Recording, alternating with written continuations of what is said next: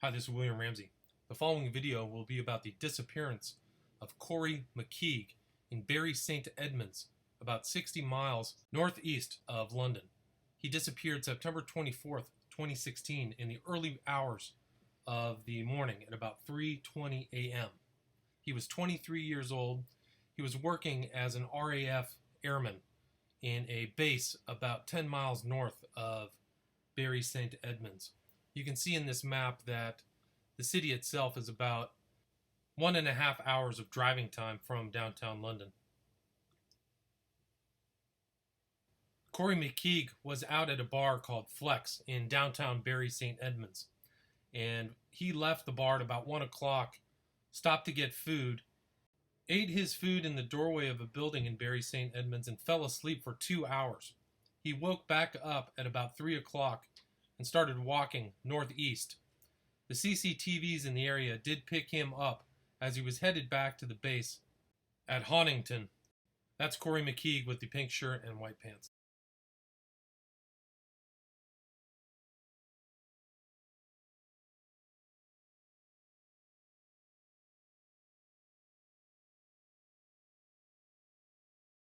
The last time Corrie McKeague was seen alive is in this CCTV video.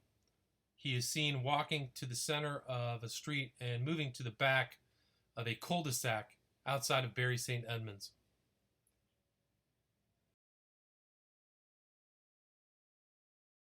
Right after he was last seen, between 3:24 a.m. and 4:30 a.m., police were able to trace his cell phone to Barton Mills, an area about 5 miles west of Bury St. Edmunds, at a speed only a vehicle could travel.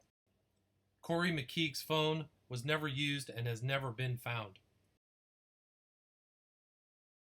After his disappearance, a massive search took place looking for Corrie McKeague, and that search continues to this day. There are multiple websites and Facebook pages that are covering the search for Corrie McKeague, and his mother has been on national TV in England asking for help in the return of her son, Corrie McKeague. Well, there seems to be no evidence just now to suggest what has happened to Corrie. At 03:24 on Saturday morning, he was seen on CCTV, and so far there is not a single bit of corroborated evidence that shows where my son has gone. So that's why I'm appealing for witnesses, for anybody that's seen him, that he's a good-looking lad at 3 o'clock in the morning, walking about in a pink shirt and white trousers. He is easily identifiable. Somebody might not think it's important, but please get in touch. Can you tell us a bit more about his work in the RAF and what exactly was his role? I'm not going to go into details of that, but purely because I'm not an expert in that. He was in 2 Squadron in the Regimental Gunners. He loved it. He'd been there for nearly 3 years. Boys, can I just ask, is it Garrick and McKean? Yeah. Which one of you had the conversation with him before he... It was me that spoke to him Friday, like, the whole day, like when I was working, then between about and then before, as he just went out. Can you recall a little bit about that conversation? Oh, completely, yeah. It was nothing, completely, we're just beyond happy with each other, the conversation, just having a laugh. And then he's excited to go out. I was working on the Saturday, so I was getting ready to go to bed, and just nothing unusual whatsoever of the conversation. It was just the way me and him act with each other, the laughs that we were having, listening to music, and just excited to go out. Like nothing out of the ordinary. Your mum indicated you'd had about 4 conversations that day? That was from when I'm at work, during my breaks of work, just phoned him it was 2 seconds because I couldn't be bothered texting, so just phoned him, and then on my next lunch, and then I said I'll give you a phone when I get home, and then phoned him for quite a while before he then went out. Was there any suggestion of any problems in terms of whatsoever? No. The RAF or any nothing. Arguments with a girlfriend or anything? No, literally nothing whatsoever. If you could have picked a happier conversation between me and him, that was it, because it was beyond good. It was just how we are with each other. That's it. Have you been able to establish, because you think so he went to a social event? Do we know why did he end up on his own? Because if you go out with mates, normally 2 or 3 of you will walk back together, particularly in that instance. That's not what Corrie.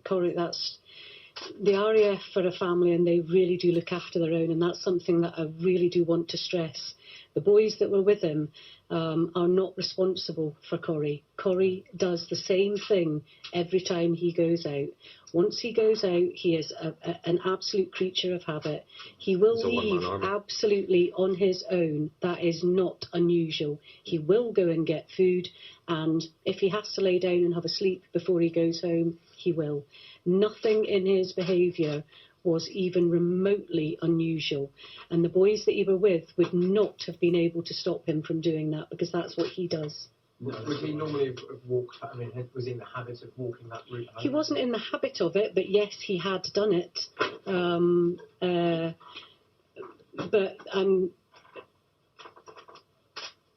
Yes, he had done it before. Do you know anything about why they went out? Was it to commemorate anything? Or? No. Saturday night. Friday night, sorry. Yeah. Just a Friday night. It was just a night out with the why not? Yeah. All of the guys from the RAF? No, it was just him and a few of his mates that were all out, but no occasion or anything. It was just they wanted to go out because that's what they do. Something has happened to him, and you must have gone through in the past few weeks every single possible outcome that has happened to your son. Do you believe, first and foremost, that he is still alive? Yes, I do. You don't think that there's been some dreadful accident? There are only 3 possibilities.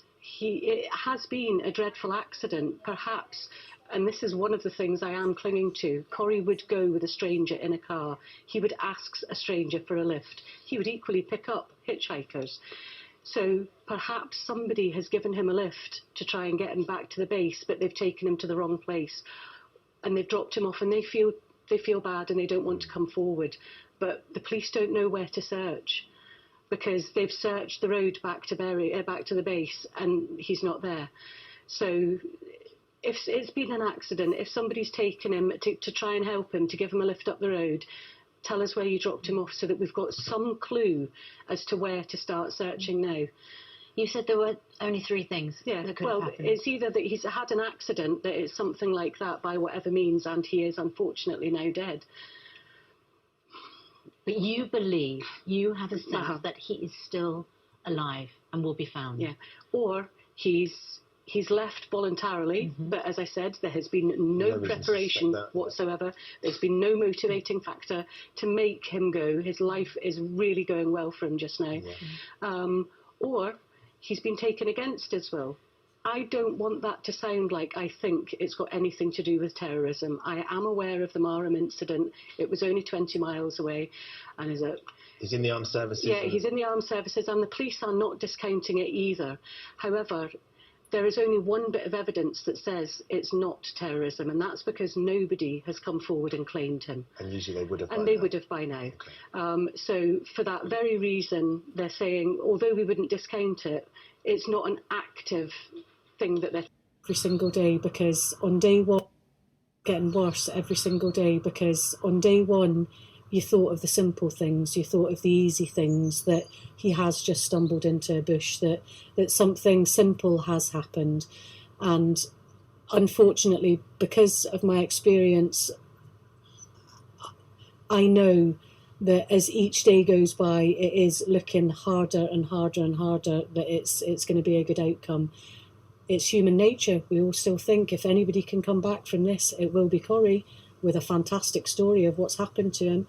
But it is getting harder to believe that, because why hasn't anybody come forward? Why doesn't anybody know anything? No CCTV, nothing. There's a £50,000 reward for the return of Corrie McKeague. More than £50,000.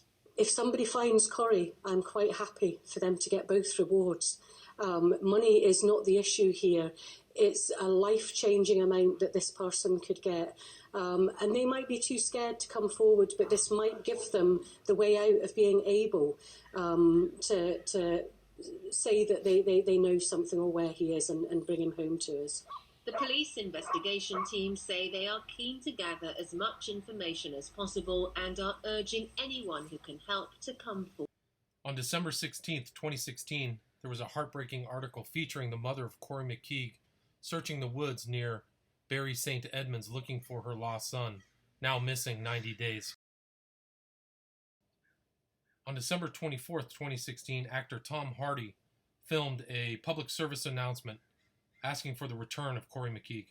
Serviceman Corrie McKeague went missing on the 24th of September this year at approximately 3:20 in the morning in Bury St. Edmunds. Nobody has seen or heard of him since. His family is extremely worried and desperate to find him before Christmas or as soon as possible. Nobody has given or volunteered any information of his whereabouts. So if you have any information at all about his whereabouts, please contact the number provided, either to the family themselves or to the police on the number on the poster below. Thank you very much for your help. As of today, December 27th, 2016, Corrie McKeague remains missing.